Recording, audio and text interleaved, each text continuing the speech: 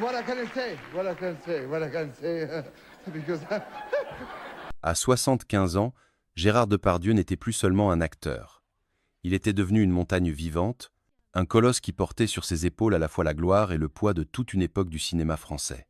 On le voyait encore, silhouette massive, démarche lente mais regard brûlant, comme si chaque souvenir de tournage lui revenait avec une intensité intacte.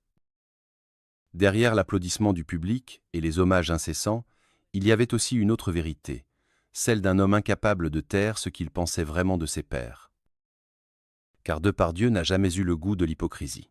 Au moment où beaucoup auraient choisi la diplomatie et le silence, lui, au contraire, préférait la parole brute, parfois tranchante comme une lame de rasoir. Et dans cette confession tardive, il laissait échapper 5 noms. 5 artistes, collègues ou compagnons de route, qu'il ne pouvait tout simplement pas voir en peinture.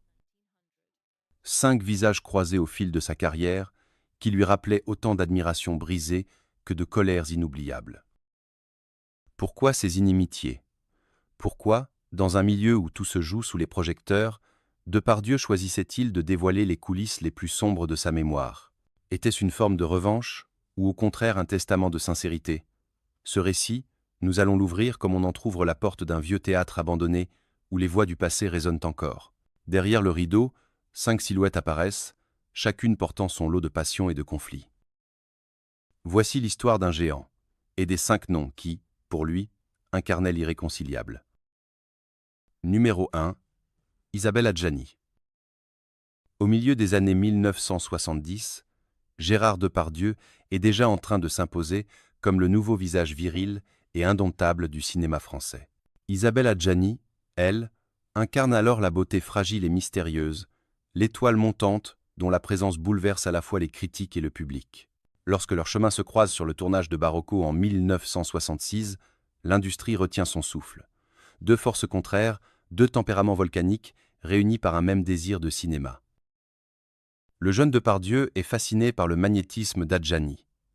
Elle, de son côté, reconnaît en lui une puissance brute, un acteur qui joue avec ses tripes, loin des codes académiques. Tout semble promettre une alchimie inoubliable. Mais déjà, dans les coulisses, les premières heures apparaissent. Depardieu est un être instinctif, sans filtre, qui improvise, bouscule les partenaires, impose sa présence comme une vague déferlante. Adjani, perfectionniste jusqu'à l'obsession, réclame une précision millimétrée, une discipline de fer autour de son propre jeu. 2 conceptions du métier s'opposent, 2 égos en pleine ascension. Sur le plateau de Barocco, la caméra capte des regards intenses, une tension électrique qui donne au film son atmosphère troublante. Mais en dehors du cadre, les témoignages parlent d'altercations, de silences glacés, de scènes rejouées à l'infini jusqu'à l'épuisement. Depardieu aurait confié, des années plus tard, que travailler avec Adjani ressemblait à danser avec une flamme, elle éclaire, mais elle brûle. Lorsque, plus d'une décennie plus tard, il se retrouve pour Camille Claudel, les choses auraient pu s'apaiser. Le temps avait mûri les carrières, solidifié les réputations. Pourtant, l'ombre des anciens heures plane toujours. Le projet est ambitieux, porté par la passion d'Adjani pour le rôle de Camille. Depardieu accepte d'incarner Rodin, dans une relation d'artiste à muse qui rappelle presque leur propre dynamique. Mais là encore, la confrontation des méthodes relance les étincelles. Adjani veut contrôler chaque détail, Depardieu préfère l'abandon, la vérité brute de l'instant. Le choc est inévitable. Au final, Camille Claudel devient un triomphe critique, mais derrière les récompenses, le fossé personnel entre les 2 acteurs s'élargit. Aux yeux de Depardieu, cette collaboration restera comme une blessure. La reconnaissance du talent, mais aussi l'impossibilité de s'entendre. Ce fut le point de bascule qui scella, pour lui, l'idée qu'Adjani faisait partie de ces artistes qu'il ne pouvait pas supporter. Avec Isabelle Adjani, Gérard Depardieu n'a jamais caché son admiration pour le talent, mais il a toujours refusé d'endosser le rôle de spectateur soumis devant ce qu'il percevait comme des caprices d'actrice. Dans ses interviews, parfois données sans retenue, il a laissé entendre que travailler avec elle relevait de l'épreuve psychologique. Elle est magnifique à l'écran, mais à côté, c'est un volcan impossible à éteindre. Ce type de phrase, prononcée avec sa franchise habituelle, a scellé une image durable, celle d'une incompréhension totale entre 2 monstres sacrés. Leur collaboration sur Camille Claudel cristallise cette fracture. Adjani, investie corps et âme dans le projet, en était aussi la productrice. Elle voulait faire du film son chef-d'œuvre personnel, et pour cela, tout devait passer sous son contrôle. Depardieu, habitué à la liberté créative, a très vite ressenti ce cadre comme une prison. Sur le tournage, on raconte que les disputes éclataient pour un mot, une intonation, un mouvement de caméra. Depardieu, fidèle à son tempérament, pouvait se lever et quitter le plateau pour marquer son désaccord. Adjani, elle, réclamait encore et encore de nouvelles prises, cherchant la perfection là où lui revendiquait l'instinct. Cette opposition ne s'est pas arrêtée aux portes du studio. Dans la presse, Depardieu a laissé entendre que certains acteurs se protègent derrière un personnage pour masquer leurs failles. Beaucoup y ont vu une allusion directe à Adjani, dont la réputation de diva perfectionniste commençait à circuler. Elle, de son côté, a répondu en filigrane, parlant de la brutalité masculine qu'elle avait parfois subie sur les tournages. Ainsi, leurs propos s'entrechoquaient dans l'espace médiatique, chacun livrant sa vérité, chacun renforçant l'idée d'une fracture irréparable. Pour Depardieu, cette relation professionnelle s'est transformée en symbole, celui de l'incompatibilité entre deux façons de concevoir l'art. L'un, viscéral, prêt à s'abandonner à la vérité de l'instant. L'autre, obsessionnel, cherchant à dominer la matière cinématographique comme un sculpteur sur son marbre. Deux univers irréconciliables qui, malgré le succès éclatant du film, ont laissé derrière eux un champ de ruines relationnelles. Lorsque l'on interroge Depardieu des années plus tard sur ses souvenirs de tournage, il se montre sans détour. Avec elle, tout était toujours trop intense, trop contrôlé, trop compliqué. Une phrase qui sonne comme une condamnation définitive. Ainsi, Isabelle Adjani s'inscrit dans cette liste intime et douloureuse des artistes que Depardieu ne pouvait pas voir en peinture. Dans cette confession, ce n'est pas seulement un conflit personnel qui se raconte, mais aussi le reflet d'une fracture plus large, celle entre deux visions du cinéma français, entre l'instinct et le calcul, entre le jaillissement et la maîtrise. Une opposition qui, incarnée par Depardieu et Adjani, prend des allures de tragédie grecque où le talent n'a pas suffi à apaiser la discorde. Numéro 2, Daniel Auteuil. Dans le paysage du cinéma français des années 1980 et 1990, deux figures masculines se partagent l'affiche. Gérard Depardieu et Daniel Auteuil. Le premier, ogre insatiable, capable de tourner plusieurs films par an, de tout absorber, de tout incarner. Le second, plus discret, plus nuancé, travaillant ses rôles avec une sobriété qui séduit le grand public. À eux deux, ils représentent deux visages du comédien français, l'excès flamboyant et la retenue élégante. Au départ, Depardieu n'a rien contre Auteuil. Il le respecte, le reconnaît comme un acteur solide, populaire, aimé. Mais très vite, la presse, les critiques, les producteurs installent une comparaison permanente. Qui est le plus grand ? Depardieu, le monstre sacré, ou Auteuil, le caméléon subtil. Cette mise en concurrence, Depardieu ne la supporte pas. Lui, l'homme des instincts, se sent attaqué par l'image d'un Auteuil plus raffiné, plus consensuel. Les rares moments où ils se croisent sur des plateaux ou lors de festivals laissent transparaître une gêne. Depardieu, massif, expansif, occupe l'espace. Auteuil, réservé, s'efface mais attire malgré lui les regards par sa simplicité. Dans les coulisses, certains confient que Depardieu lâchait parfois des phrases assassines. Lui, c'est l'acteur de salon, pas celui qui transpire. Une manière de rappeler qu'à ses yeux, le vrai cinéma se fait dans la chair, pas dans la bienséance. Cette rivalité se nourrit aussi des rôles. Quand Auteuil triomphe dans Jean de Florette et Manon des Sources, Depardieu voit un territoire qu'il aurait pu occuper. L'acteur au corps de paysan, habitué à jouer les hommes du peuple, se sent presque dépossédé. La blessure est d'autant plus vive que ces films deviennent des classiques instantanés. Depardieu, en privé, n'a jamais caché son agacement. On me compare à lui comme si nous étions du même monde, mais nous ne parlons pas la même langue. En vérité, ce qui dérange Depardieu, ce n'est pas seulement Auteuil, mais ce qu'il représente, le succès sans scandale, la carrière propre, la reconnaissance tranquille. Tout ce que Depardieu, par sa nature excessive et ses colères, n'a jamais pu incarner. Alors, avec le temps, Auteuil est devenu pour lui une figure irritante, un miroir inversé, une ombre qui l'accompagnait malgré lui. Si Gérard Depardieu n'a jamais déclenché de scandale tonitruant avec Daniel Auteuil comme il a pu le faire avec d'autres, ces mots, lâchés au détour d'interview, suffisent à dessiner une ligne de fracture. Daniel, il joue bien, très bien, mais il joue comme on respire poliment, aurait-il confié un jour à un journaliste, mi-élogieux, mi-dérisoire. Cette remarque en apparence anodine cache en réalité tout le mépris qu'il nourrissait pour ce qu'il voyait comme un cinéma trop lisse. Lui, Depardieu, croyait à l'art qui se vit dans la sueur et la douleur, dans l'abandon total. Face à lui, Auteuil représentait une école du contrôle, du geste mesuré, de l'émotion retenue. Deux manières de concevoir le métier qui ne pouvaient que s'opposer. Aux yeux de Depardieu, Auteuil incarnait une sorte de compromis permanent, un acteur apprécié parce qu'il ne dérangeait personne. Or Depardieu, lui, dérangeait toujours. Dans les coulisses des festivals, on raconte qu'il évitait parfois de croiser son cadet, non pas par crainte, mais par agacement. Sa haute stature, sa voix de tonnerre, contrastaient avec le calme discret d'Auteuil. Ce contraste agaçait profondément Depardieu, qui avait besoin de partenaires capables de soutenir son intensité. Avec lui, il ne se passe rien. Il n'y a pas de danger. Aurait-il lâché à propos d'un rôle que les deux hommes s'étaient disputé et qu'Auteuil avait finalement obtenu? Le ressentiment s'est amplifié dans les années 1990, quand Auteuil accumulait les succès populaires et critiques.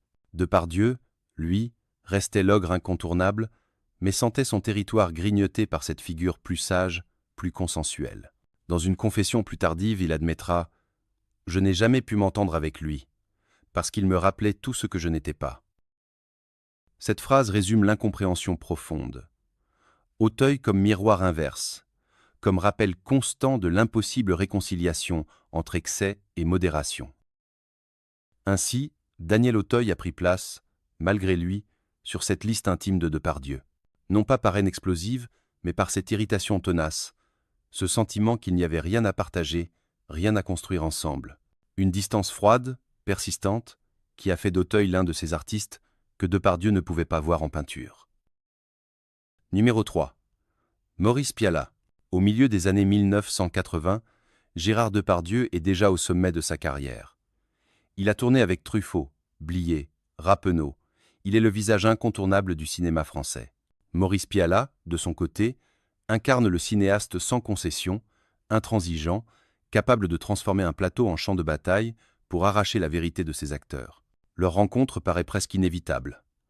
Deux tempéraments volcaniques, deux êtres qui refusent la tiédeur. Le premier choc se produit avec Police, 1985. Depardieu y incarne un inspecteur désabusé, brut de décoffrage, qui trouve chez Pialat un metteur en scène capable de le pousser dans ses retranchements. Dès les premiers jours de tournage, la tension est palpable. Pialat ne dirige pas comme les autres. Il provoque, il humilie parfois, il jette ses acteurs dans le vide pour voir s'ils savent voler. Depardieu, habitué à imposer sa force, se heurte à une autorité qu'il ne peut ni dominer ni contourner. Les témoins racontent des affrontements mémorables. Pialat n'hésitait pas à interrompre une scène pour dire à Depardieu « Tu joues faux, tu te caches derrière ta carrure ». Des paroles qui auraient blessé n'importe quel acteur, mais qui touchaient encore plus cet homme qui vivait de son intensité. Depardieu, furieux, pouvait quitter le plateau, claquer une porte, puis revenir quelques minutes plus tard, prêt à reprendre, comme si la colère faisait partie intégrante du processus. Ce qui fascinait et exaspérait Depardieu à la fois, c'était cette capacité qu'avait Pialat à le désarmer. Là où d'autres metteurs en scène cédaient devant sa puissance, Pialat le confrontait, l'obligeait à se dépouiller de ses artifices. Le résultat, à l'écran, est indéniable. Police reste l'un des rôles les plus crus et les plus habités de Depardieu. Mais derrière cette réussite se cachait une relation de feu, où chaque journée ressemblait à une épreuve. Après Police, les deux hommes se sont retrouvés pour d'autres projets, notamment Sous le soleil de Satan, Palme d'Or 1987. Là encore, la collaboration fut explosive. Depardieu, impressionné par la vision mystique de Pialat, se sentait pourtant enfermé dans un carcan qui le privait de sa liberté habituelle. Pialat, lui, voyait en Depardieu un instrument qu'il fallait briser pour révéler une vérité plus nue. L'acteur et le cinéaste formaient un duo électrique oscillant entre complicité et haine sourde. Dans ce premier temps de leur histoire, il y avait une admiration réciproque. Depardieu reconnaissait en Piala un maître, Piala voyait en lui une bête de cinéma incomparable. Mais derrière cette reconnaissance, la graine de la discorde était déjà plantée. Car deux caractères aussi absolus ne pouvaient coexister sans finir par se consumer. Travailler avec Maurice Piala, disait Gérard Depardieu, c'était comme entrer dans une guerre où l'on ne sait jamais qui va tomber le premier. Le cinéaste ne dirigeait pas, il provoquait. Chaque scène devenait une arène, chaque mot une arme. Sur le plateau de Police, Piala le poussait à bout. « Arrête de jouer Depardieu, je veux voir l'homme. » Ces injonctions brutales résonnaient comme des gifles. Depardieu, qui avait bâti sa légende sur la puissance instinctive, se voyait accusé de tricher. L'humiliation était immense. Les témoins du tournage racontent que certaines journées se terminaient dans un silence pesant, où ni l'acteur ni le réalisateur ne voulaient céder. Parfois, Piala refusait de tourner la scène prévue, simplement pour déstabiliser son comédien. D'autres fois, Depardieu quittait le plateau furieux, avant de revenir, comme un boxeur remontant sur le ring. Ce duel constant façonnait une tension qui transparaît dans chaque plan du film, donnant au personnage une intensité presque insoutenable. Lorsque vint Sous le soleil de Satan, la fracture se creusa encore davantage. Le film, Palme d'or à Cannes en 1987, fut une consécration publique, mais un calvaire intime. Depardieu, qui incarnait un prêtre en proie au doute mystique, se sentit broyé par la méthode de Piala. « Il voulait me dépouiller de tout, même de mon âme », confia-t-il plus tard. Le réalisateur ne se contentait pas de diriger, il attaquait, il remettait en cause la sincérité même de son jeu. Pour un homme comme Depardieu, habitué à imposer sa vérité, cette remise en cause permanente était insupportable. Leur relation, oscillant entre respect et haine, atteignit son point de rupture après ce film. Si Depardieu reconnaissait le génie de Piala, il avouait ne jamais avoir pu pardonner cette violence psychologique. Piala, c'était un tortionnaire. Il voulait que je meure à l'écran pour renaître, mais moi, je n'avais pas envie de mourir pour lui. Dans cette phrase, toute la rancœur accumulée trouve son écho. Ainsi, malgré les chefs-d'œuvre qu'ils ont créés ensemble, Piala devint pour Depardieu l'incarnation même de l'artiste qu'il ne pouvait plus supporter. Un maître qu'il respectait, mais un homme qu'il rejetait. Leur duo restera dans l'histoire du cinéma comme une bataille créatrice, mais dans l'intimité de Depardieu, il restera une cicatrice, une blessure qu'il ne voulait plus rouvrir. Numéro 4. Catherine Deneuve. Quand François Truffaut réunit Gérard Depardieu et Catherine Deneuve dans Le Dernier Métro, 1980, le cinéma français vit un moment historique. D'un côté, l'actrice mystérieuse, incarnation d'une beauté glacée et d'un professionnalisme absolu. De l'autre, l'acteur bouillonnant, imprévisible, prêt à exploser devant la caméra. Leur tandem fonctionne à merveille à l'écran. Ils incarnent l'amour, la peur, la clandestinité et offrent au film une intensité rare qui sera couronnée de 10 Césars. Mais derrière cette harmonie artistique se cache une vérité plus complexe. Depardieu, qui aime improviser, surprendre, déstabiliser son partenaire, se heurte à une Deneuve méthodique, distante, qui protège farouchement son image. Lui se livre corps et âme, quitte à se mettre en danger. Elle calcule, ajuste, maîtrise chaque geste, chaque silence. Deux approches radicalement opposées qui, si elles produisent une étincelle à l'écran, rendent la collaboration épuisante en coulisses. Les anecdotes de tournage évoquent une Deneuve polie, courtoise, mais froide, face à un Depardieu qui cherche le contact, la complicité immédiate. Dans les interviews, il la décrit comme une femme d'une beauté inatteignable, mais d'une froideur parfois insupportable. On sent chez lui à la fois l'admiration et l'agacement. Il la respecte comme une reine, mais il souffre de ne pas percer la muraille qu'elle dresse autour d'elle. Quand ils se retrouvent quelques années plus tard pour Drôle d'endroit pour une rencontre, le contraste s'accentue. Le film, plus intime, exige une proximité émotionnelle que Depardieu revendique naturellement. Mais Deneuve, fidèle à son mystère, conserve cette distance élégante qu'il a toujours définie.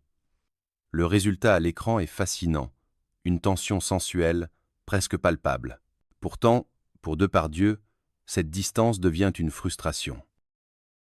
Elle ne donne jamais tout, elle garde pour elle, aurait-il confié à un proche. Dans ce premier temps de leur collaboration, Catherine Deneuve apparaît pour Depardieu comme une énigme, à la fois muse et obstacle, source d'inspiration et de frustration. Elle est l'actrice qu'il admire profondément, mais aussi celle qui l'irrite par sa retenue glacée. Au fil des années, Gérard Depardieu a souvent parlé de Catherine Deneuve comme d'une énigme. « Elle est parfaite, trop parfaite », confia-t-il un jour, une phrase qui sonnait à la fois comme un compliment et comme une critique. Derrière cette perfection se cachait, selon lui, une froideur qui empêchait toute vraie intimité artistique. Pour Depardieu, qui vivait le cinéma comme une transe, une communion totale entre les corps et les âmes, ce mur de glace était insupportable. Le contraste s'est accentué lors de leurs collaborations répétées. Depardieu cherchait toujours à créer une relation vibrante avec ses partenaires, une complicité presque charnelle qui se ressentait dans le jeu. Mais avec Deneuve, chaque tentative se brisait sur une distance infranchissable. Dans des conversations privées, il l'aurait décrite comme une reine inaccessible, quelqu'un qui ne se laissait jamais surprendre. Cette inaccessibilité nourrissait chez lui une forme d'exaspération. Il avait besoin de danger, elle offrait de la maîtrise. Leurs échanges médiatiques trahissaient cette tension. Deneuve, toujours mesuré, parlait de Depardieu comme d'un acteur excessif, imprévisible, mais génial. Lui, de son côté, la décrivait comme belle, mais glaciale. Des mots qui claquent comme des gifles, tant ils résument l'impossibilité de dépasser une certaine barrière. Les proches de Depardieu racontent qu'il se plaignait parfois de ne pas recevoir en retour l'énergie qu'il donnait. Pour lui, jouer aux côtés de Deneuve, c'était comme frapper à une porte qui ne s'ouvre jamais vraiment. Cette frustration, répétée au fil des projets, s'est transformée en irritation durable. Non pas une haine déclarée, mais une lassitude profonde. Il savait que, malgré l'alchimie apparente à l'écran, l'entente personnelle resterait impossible. Ainsi, Catherine Deneuve s'inscrit dans cette liste paradoxale, celle des artistes que Depardieu admire, mais qu'il ne pouvait pas supporter dans la durée. Une icône qu'il respecte, mais dont la froideur l'a toujours blessé. Leur duo reste mythique, mais leur relation intime, elle, restera marquée par cette fissure irréparable. Numéro 5. Marco Ferreri. Dans les années 1970 et 1980, Gérard Depardieu multiplie les collaborations audacieuses. Son appétit insatiable pour les rôles extrêmes le conduit tout naturellement vers Marco Ferreri, cinéaste italien réputé pour ses films dérangeants et sa volonté de bousculer toutes les conventions. Ferreri aime provoquer, choquer, mettre en scène la décadence et l'excès. Depardieu, lui, se nourrit du vertige et de la transgression. La rencontre paraît donc évidente. Deux êtres qui refusent la norme.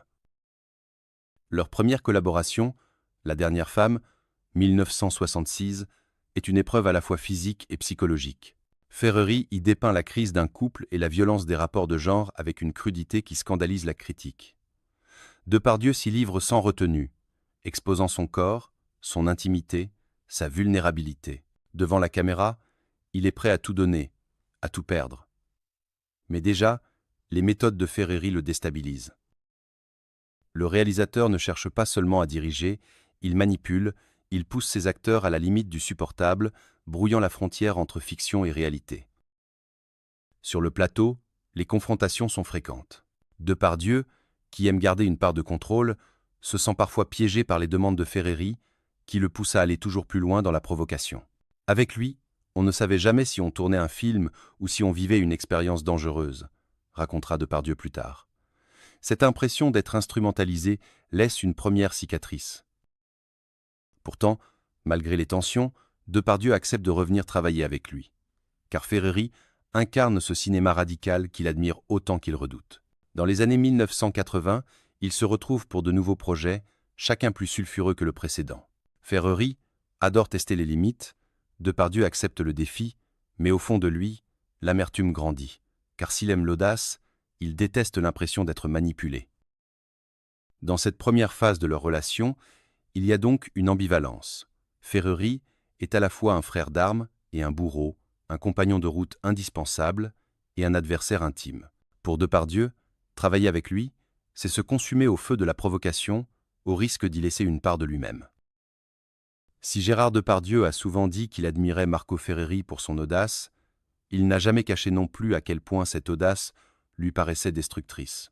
Le cinéaste italien, provocateur insatiable, cherchait dans chacun de ses films à heurter le spectateur, à choquer les consciences.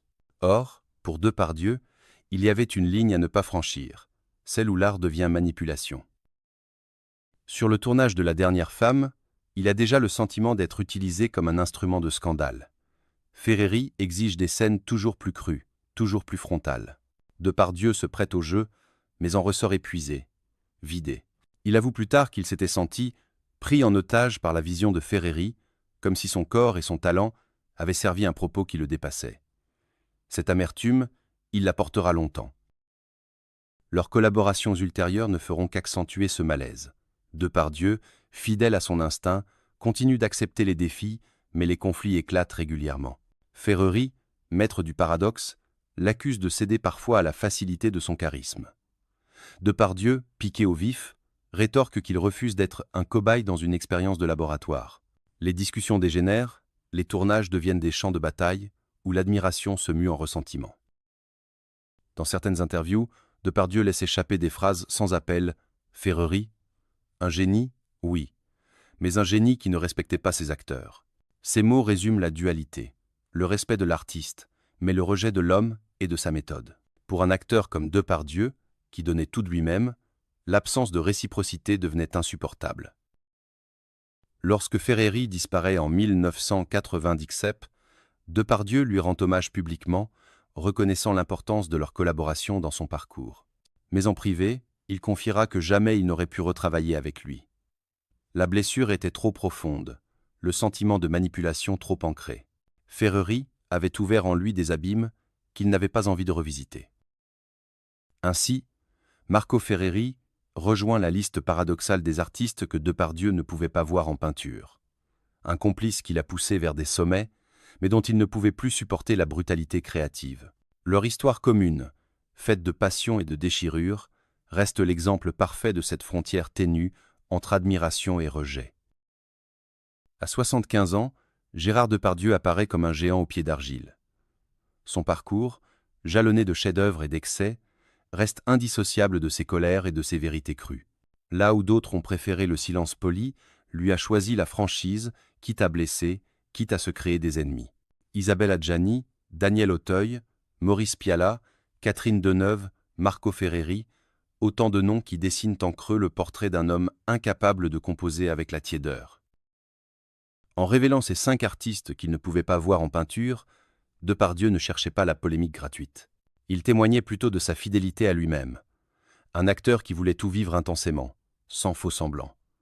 Ses rancunes disent moins la haine que l'exigence.